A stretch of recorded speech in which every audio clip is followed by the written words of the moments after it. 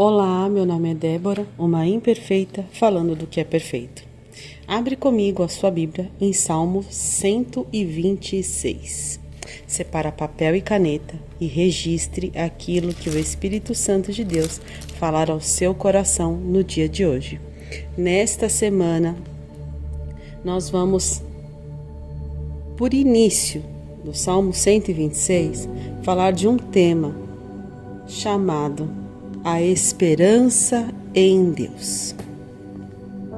Salmo 126, verso 1. E quando o Senhor trouxe os cativos de volta a Sião, foi como um sonho. Então a nossa boca encheu-se de riso e a nossa língua de cânticos de alegria. E até nas outras nações se dizia: o Senhor fez coisas grandiosas por este povo. Mas antes de falarmos aqui sobre o Senhor trazer os cativos de volta a Sião, nós vamos pensar sobre esperança. Então, vamos lá. O povo estava sob o reinado do rei Ezequias. Ezequias foi um rei que, embora filho de pais idólatras, Ezequias fez aquilo que agradava ao Senhor. O Senhor foi com Ezequias. O Senhor prosperou Ezequias. O Senhor fez grandes coisas durante o tempo de reinado de Ezequias. O Senhor deu livramentos. O Senhor destruiu o exército assírio que veio contra Ezequias. E após esse tempo, Ezequias adoeceu. Após Ezequias ter adoecido, e Ezequias primeiramente ter recebido uma sentença de morte, uma sentença de que era o fim, o Senhor revogou essa sentença de fim e deu para Ezequias um novo começo. E isso já deve ser um grande motivo para que você fortaleça a sua esperança em Deus. E por quê? Porque o Ezequias, ele não recebeu uma sentença de morte. Ele não recebeu uma decisão final dizendo que ele morreria da boca de um homem, da boca de um médico, da boca de um juiz. Não. Ezequias, quando ouviu a voz de Deus por meio do profeta Isaías, foi o próprio Deus quem falou para Ezequias: acabou. Então a sentença de morte, esse diagnóstico fatal, essa palavra que dizia o fim, essa sentença decretada pelo juiz, esse documento que parece que enseja um fim, a situação da sua vida, um contrato, algo que venha dizer acabou para você, acabou. Quando nós ouvimos isso, nós ouvimos da boca de homens. Mas Ezequias, ele ouviu da boca do profeta Isaías, porque era Deus quem estava falando. Então você imagina, se nós tememos quando ouvimos certas coisas da boca de homens, imagine Ezequias que ouviu algo decretado pelo próprio Deus. Quem pode contra os intentos do Senhor? Ninguém. Mas Ezequias então se virou com o rosto para a parede, orou ao Senhor, clamou a Deus pela misericórdia e o próprio Deus voltou atrás de uma decisão. O próprio Deus disse: olha, era para a morte, mas não será mais. Olha, era para o fim, mas não será mais. Era para despejo, mas não será mais. Era para miséria, mas não será mais. Era para acabar tudo, mas não será mais. Porque a oração de Ezequias chegou ao trono de Deus e Deus então mudou algo que ele tinha dito que faria. E se isso não te traz esperança, eu não sei o que pode lhe trazer. Porque esse é um momento que nós vemos que Deus pode mudar até mesmo decretos dele mesmo, se ele quiser. Se ele, assim, entender que é o melhor, que é o tempo, através de um choro, de uma oração de um homem. E então depois dessa cura de Ezequias, depois de que Ezequias então, que estava sentenciado ao fim, Ezequias então foi curado, algumas pessoas vieram visitar Ezequias. E entre essas pessoas que vieram visitar Ezequias, vieram pessoas da Babilônia.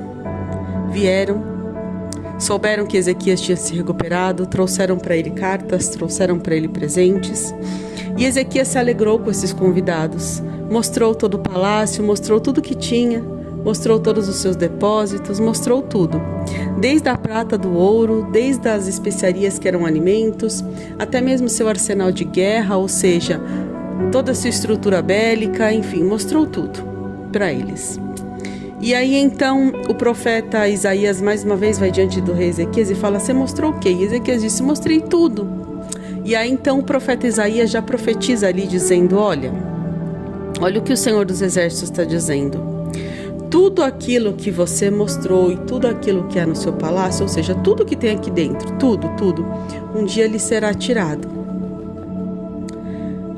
O rei da Babilônia tirará tudo de você, tudo. Você ficará sem nada.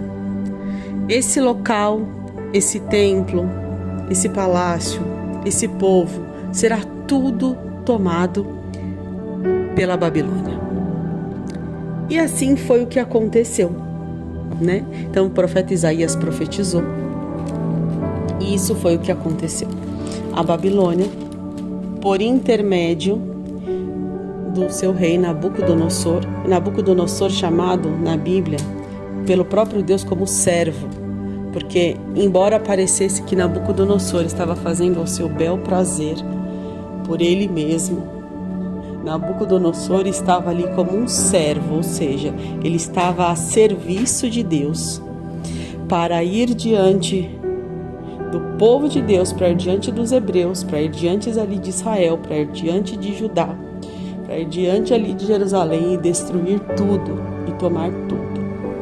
E algumas vezes na nossa vida a gente acredita que quando vem uma grande desolação em que a gente perde tudo, em que a gente olha e fala: meu Deus, mas como é que pode ter acontecido? Veio como uma avalanche e levou tudo, levou tudo que eu tinha.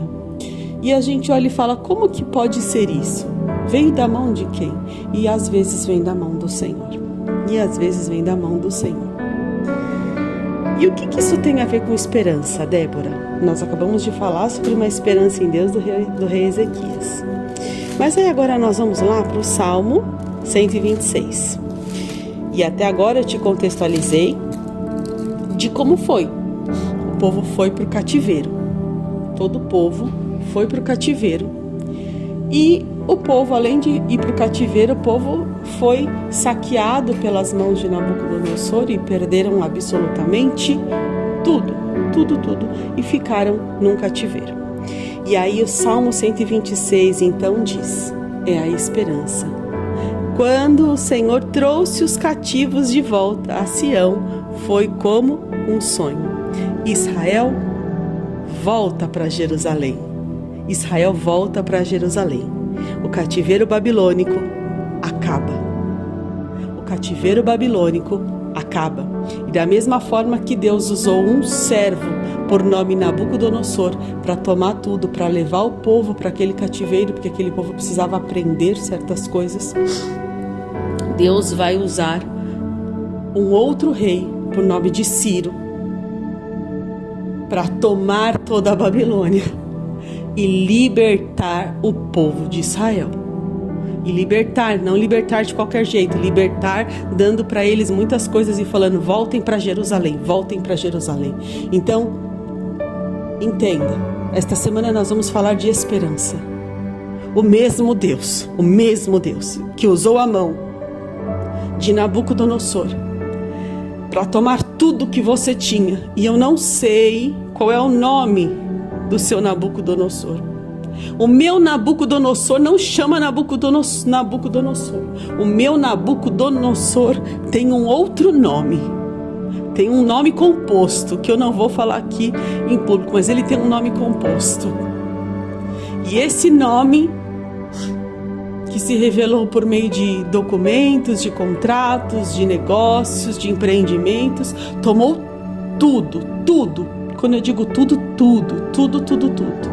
Mas o mesmo Deus que usou esse Nabucodonosor para tirar tudo, esse mesmo Deus levanta um Ciro, e eu não sei qual é o nome do Ciro na tua vida. O mesmo Deus levanta um Ciro para te libertar, entregar nas tuas mãos o que é teu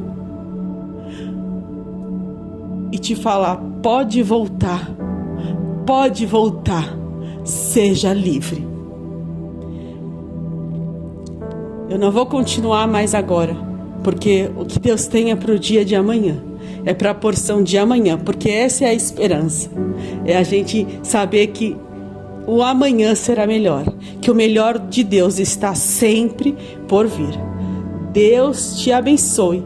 Compartilha hoje essa mensagem com alguém. Compartilha com quem vier na sua mente, com quem Deus trouxer ao seu coração, com quem você sabe que está numa situação dessa.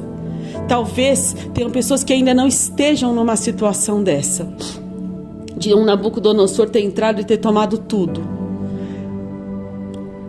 Mas se cumprir sobre a vida dela isso, ela vai entender que é a mão do Senhor. Ela vai entender que é a mão do Senhor. E talvez você esteja num momento, ou conheça pessoas que estão num momento de uma perda crescente, que a vida dessa pessoa está descendo como uma avalanche. Então envia para ela essa mensagem, para que ela entenda o que a palavra de Deus diz sobre isso, quando a vida da gente desmorona como numa avalanche imparável. Ela vai descendo como numa avalanche imparável, sem você entender o que está acontecendo. Será a resposta de Deus para a vida dela. Ou talvez tenha alguém que já tenha passado por isso, já tenha perdido tudo, já tenha sido arruinado por um Nabucodonosor e não compreendeu até o dia de hoje por que isso, por que das ruínas na vida dela. Compartilha com alguém, seja a resposta de Deus na vida de alguém. Deus te abençoe e até amanhã.